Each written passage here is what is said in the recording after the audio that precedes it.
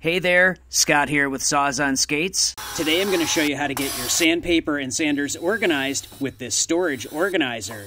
In the description box below, there's a link to download the free plan, including the complete material list, measurements, and step-by-step instructions. Let's get started. First I cut the parts for the top and bottom. I used pieces of scrap wood as clamping cauls. Cauls protect the wood from being dented by the clamps.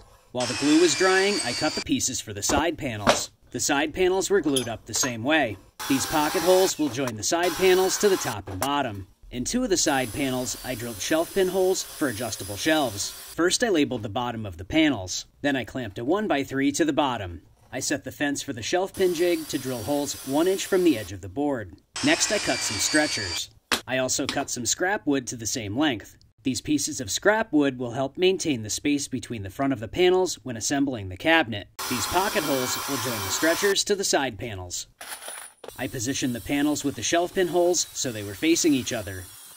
Then I joined the remaining panels. I started at one end, joining the side panel to the top and bottom.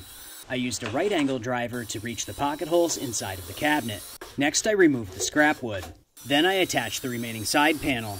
Click subscribe now so you never miss one of my free step-by-step plans. And let me know in the comments, what kind of workshop organizer should I build next? Oh, and stick around, another helpful DIY video is coming up.